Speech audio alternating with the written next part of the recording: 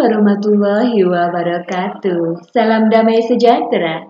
Siswa cerdas Indonesia, apa kabar? Senang sekali saya, Ibu Dita, dapat membersamai kalian dalam pembelajaran di pertemuan kali ini yang akan membahas tentang dasar praktikum pemeriksaan visus mata, yang merupakan bagian dari mata pelajaran ilmu penyakit dan penunjang diagnostik pada bab penyakit sistem indera. Video pembelajaran ini terdiri atas dua bagian, yaitu pada bagian yang pertama yang sekarang kita bahas, kita akan membicarakan pokok pembahasan yang pertama yaitu tentang teknik pemeriksaan visus mata, yang terbagi menjadi 4 bagian subtema yang akan kita bahas yaitu tentang jenis-jenis optotype, arti angka dari Snellen chart, prosedur pemeriksaan visus mata, dan penilaian visus. Dan di video berikutnya akan saya lanjutkan tentang penjelasan tentang pedoman klinis, indikasi dan kontraindikasi pemeriksaan visus, komplikasi pemeriksaan visus, dan edukasi bagi pasien yang menjalani pemeriksaan visus ini. Baik, kita masuk ke pokok pembahasan yang pertama. Dan sebelumnya saya awali dengan pendahuluan ya. Pemeriksaan visus adalah pemeriksaan yang umum dilakukan untuk menilai ketajaman penglihatan mata pasien. Ketajaman mata ini untuk mengukur jarak maksimum yang dapat dilihat pasien. Sehingga dapat menentukan ada tidaknya gangguan refraksi pada pasien tersebut.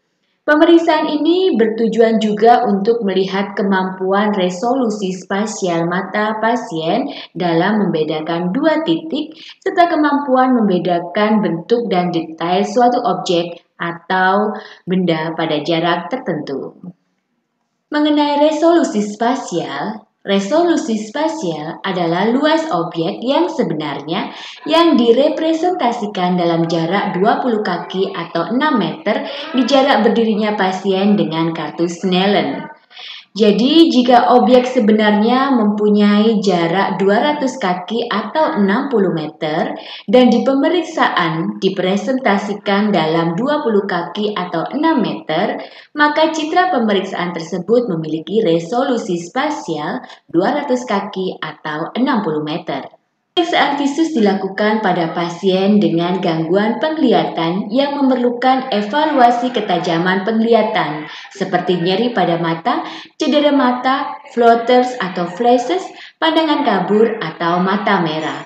Pemeriksaan ini juga dilakukan pada kondisi berikut ini, yaitu catatan awal penglihatan mata sehat bagi pasien yang tidak ada keluhan sama sekali, dan penilaian visus pada gangguan refraksi penglihatan atau bukan refraksi seperti misalnya pada kasus ablasio retina atau retinopati, dan pada kondisi pengukuran luaran postoperasi mata atau hasil dari tindakan pembedahan pada daerah mata, misalnya operasi mata katarak maupun operasi mata glaukoma.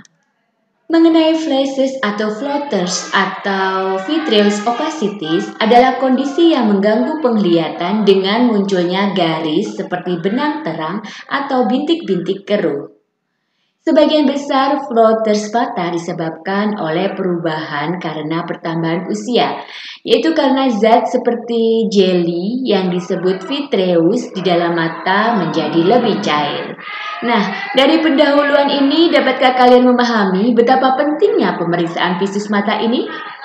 Siswa-siswa yang cerdas, kita masuk ke pokok pembahasan yang pertama yaitu tentang teknik pemeriksaan mata. Saat ini sudah ada alat khusus yang dapat mengukur ketajaman visus atau penglihatan Anda secara langsung.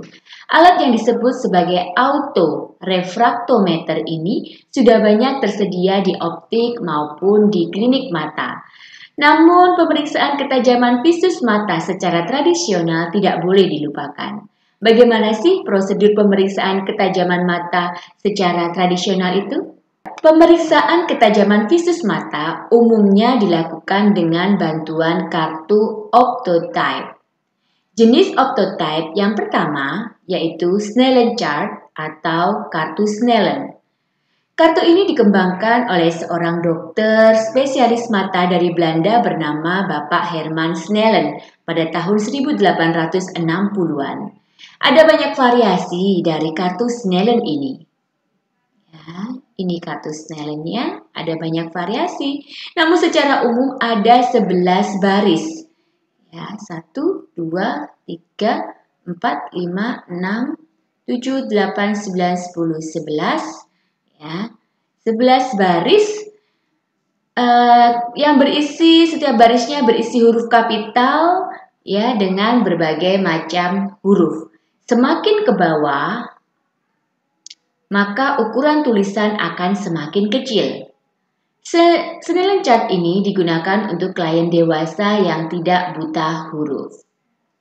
Jenis octotype yang kedua adalah E-chart. E-chart berisi simbol-simbol yang menyerupai huruf E dengan arah dan ukuran yang berbeda-beda. Jadi, klien hanya diminta untuk mengatakan bagian yang terbuka ini menghadap kemana? Ke kanan kah? Atau ke kiri? Ke atas? Atau ke bawah? Snellen chart ini digunakan untuk klien dewasa yang buta huruf. Jenis octotype yang ketiga yaitu Landauer ring. Landauer ring sesuai dengan namanya berisi simbol-simbol dalam kartu uji yang berbentuk lingkaran atau cincin yang terputus. Jadi klien hanya diminta untuk mengatakan bagian yang terbuka. Ya, bagian yang terbuka ini menghadap kemana? Ke kanan atau ke kiri, ke atas atau ke bawah. Snellen chart ini digunakan untuk klien dewasa yang juga buta huruf. Jenis octotype yang keempat yaitu Show Petit Pics. Ini merupakan satu set kartu dengan gambar binatang-binatang atau buah apel atau bentuk rumah atau bentuk-bentuk yang lain untuk menguji visus pada anak-anak yang belum bisa membaca. Jadi anak hanya diminta untuk menyebutkan ini gambar apa. Misalnya ini gambar apa? Gambar gajah. Oh ya, betul. Ya, terus dengan kartu ini hanya untuk anak yang sudah mengenal nama-nama bentuk, benda, buah, binatang dan sebagainya. Ya, berikutnya pembahasan kedua yaitu tentang arti angka pada kartu Snellen. Perhatikan Snellen chart di samping ini. Ya. Oke. Mungkin kalian pernah bertanya-tanya, apa sih maksud dari angka-angka yang ada pada setiap baris kartu Snellen ini? Angka-angka ini mempunyai arti khusus. Jadi, setiap baris dilengkapi dengan angka yang merupakan jarak.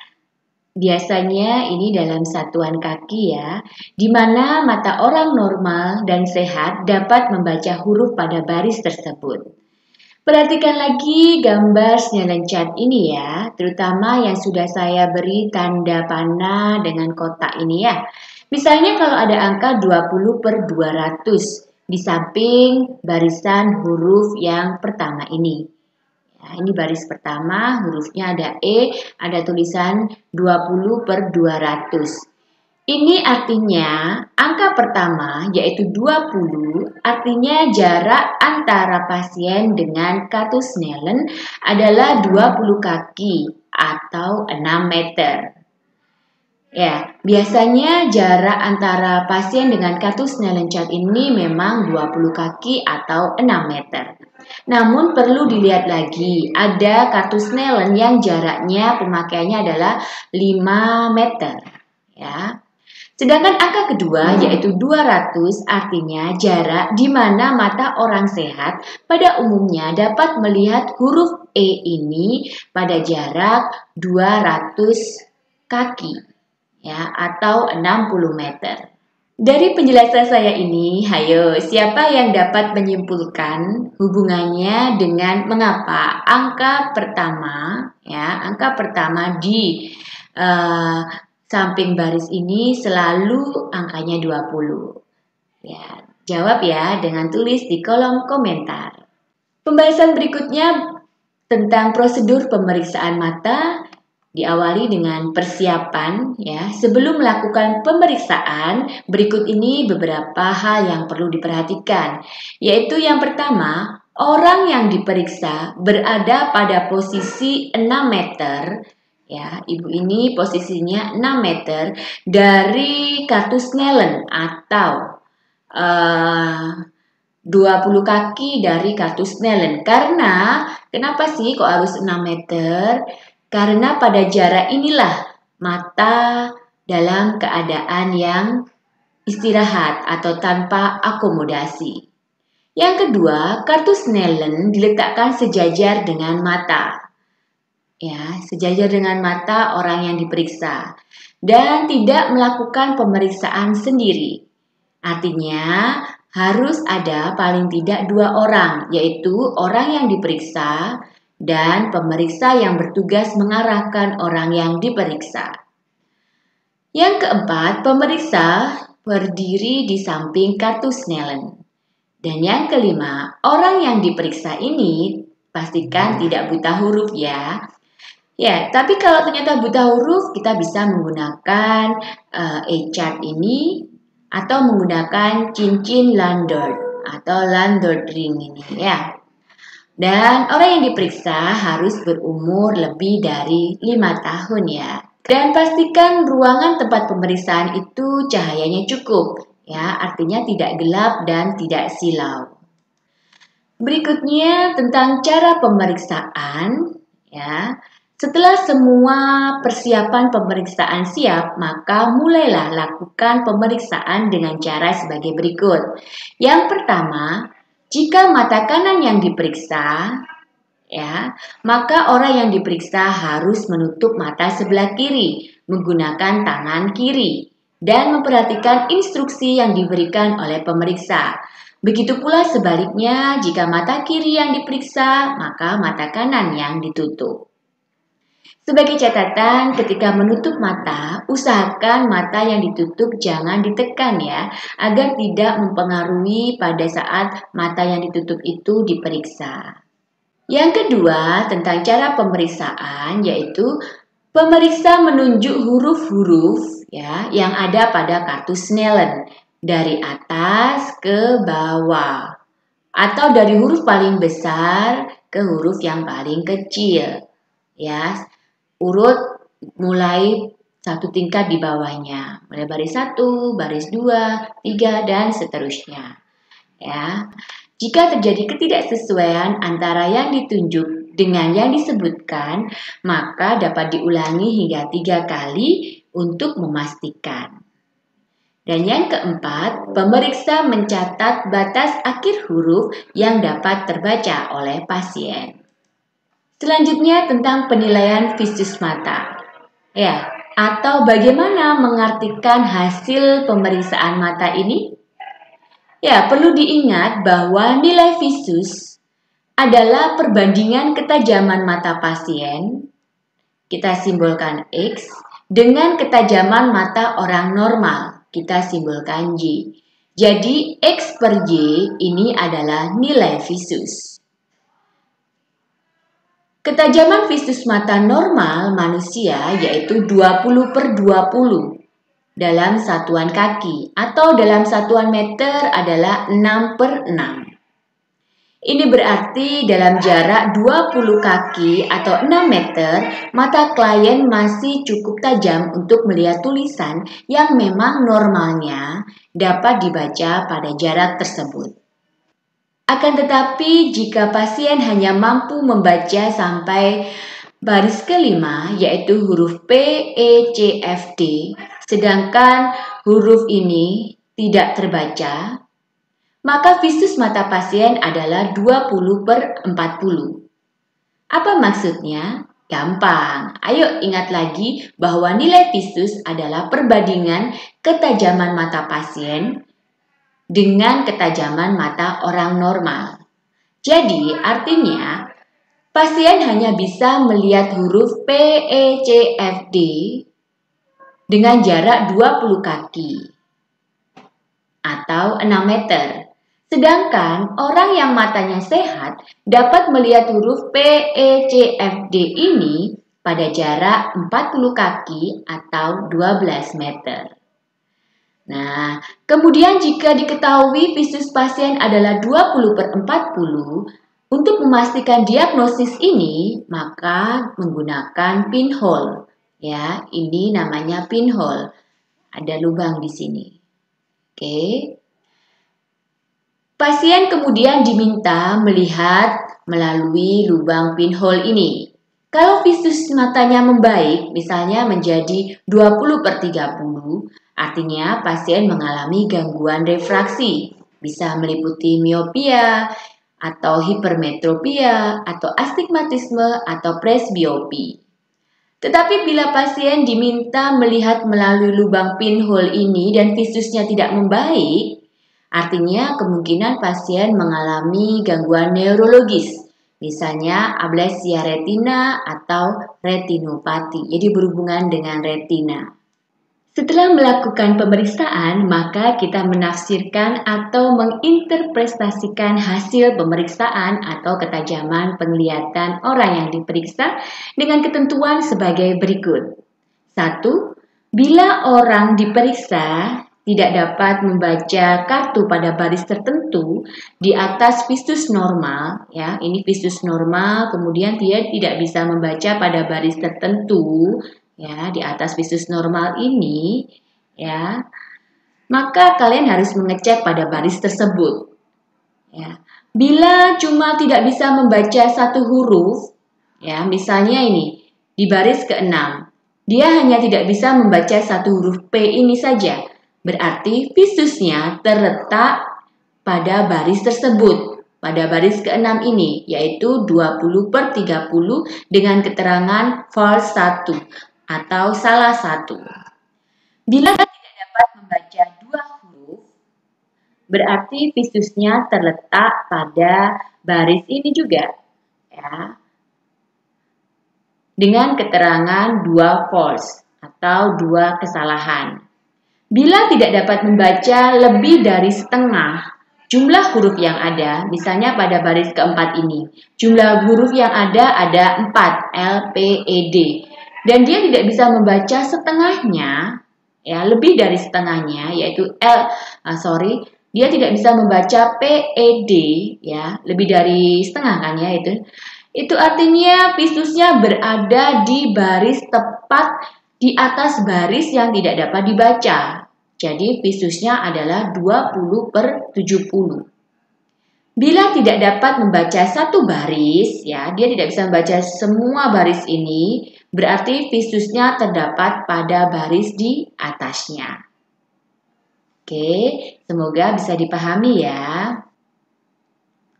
Untuk lebih memahami bagaimana cara menafsirkan hasil penilaian dengan Snellen chart ini, saya akan jelaskan lagi dengan contoh lain, yaitu jika orang yang diperiksa dapat membaca seluruh huruf pada baris ke-8, perhatikan, ini baris ke-8, kemudian orang yang diperiksa itu bisa membaca semuanya, D, E, F, P, O, T, E, C, artinya visus orang itu adalah 20/20.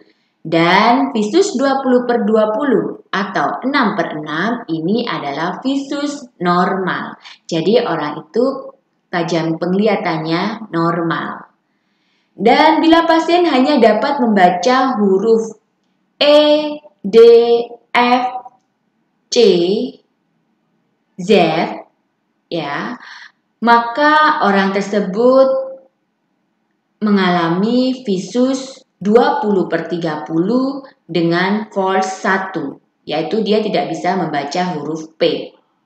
Bila pasien hanya dapat membaca huruf E, D, F, C pada baris ke-6 ini, maka visus pasien adalah 20/30 dengan keterangan dua false atau dua kesalahan, karena dia tidak bisa menyebutkan huruf Z dan P ini. Ya, arti dari visus 20/30 ini adalah orang normal dapat membaca huruf pada baris ke-6 ini, E, D, F, C, Z, P, itu pada jarak 30 kaki.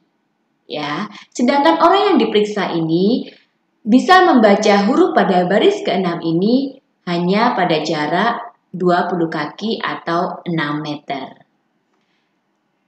Semoga semakin paham ya. Kita lanjut ke contoh lainnya. Bila orang yang diperiksa hanya dapat membaca 2 huruf, misalnya pada baris ke-6 ini dia hanya bisa membaca huruf Z dan P. Maka visus pasien adalah 20/40.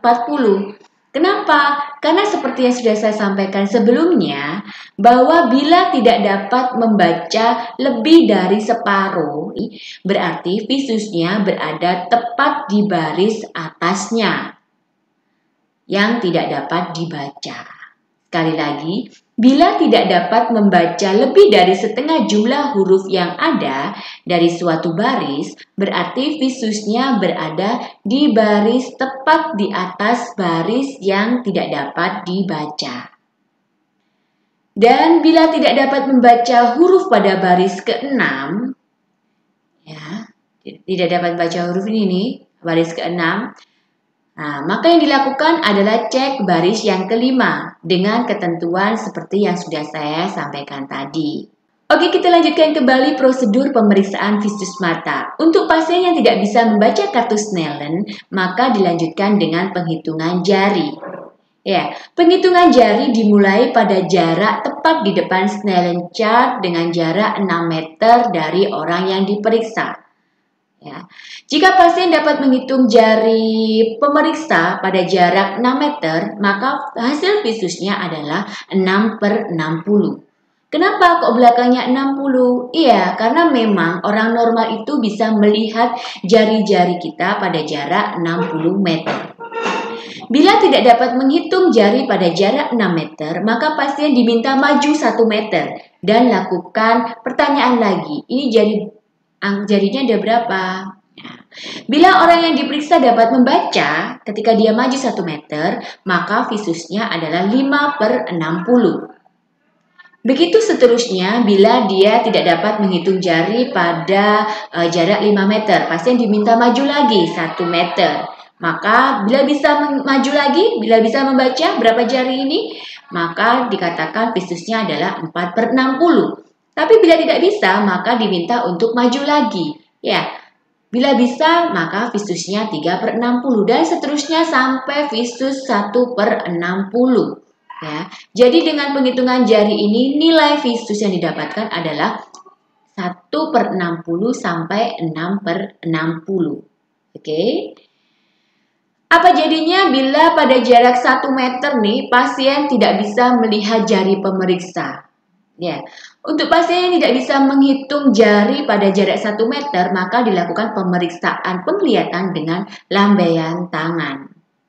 Lambaian tangan dilakukan tepat 1 meter di depan orang diperiksa. Ya, dapat berupa lambaian ke kiri dan ke kanan, ya, atas atau ke bawah. Jika orang yang diperiksa ini dapat menyebutkan arah lambaian, berarti visusnya adalah 1/300. Kenapa kok 300? Iya, karena normalnya orang matanya sehat dapat melihat lambaian pada jarak 300 meter. Kenapa kok ini 1? Iya, karena jarak antara pasien dengan pemeriksa adalah 1 meter. Nah, apa jadinya sih kalau lambaian tangan ya pasien tetap tidak dapat melihat? Ya, kita lanjutkan dengan penyinaran menggunakan pen light. Untuk pasien yang tidak bisa melihat lambaian tangan, maka dilakukan penyinaran menggunakan pen light. Ya, bila pasien dapat melihat sinar, berarti visusnya 1 per tak terhingga. Kenapa tidak terhingga? Karena orang normal dapat melihat cahaya pada jarak yang tak terhingga. Ya. Kemudian tentukan arah proyeksi. Bila orang yang diperiksa ini dapat menyebutkan dari mana arah sinar yang datang, berarti visusnya 1 per tak terhingga dengan proyeksi baik.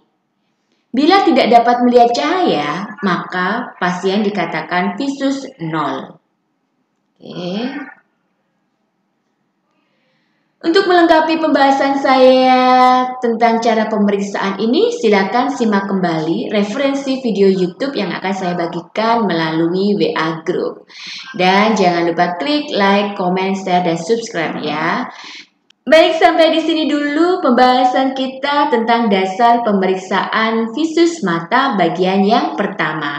Jangan lupa klik like, share, komen, and subscribe ya, agar kalian tidak ketinggalan video pembelajaran yang kedua yang akan membahas tentang pedoman klinis, indikasi, komplikasi, kontraindikasi, dan edukasi pasien yang menjalani pemeriksaan visus mata ini. Apabila ada yang ingin didiskusikan, mari kita diskusi di WA grup kelas online kita. Dan akhir kata, thank you for your attention and see you.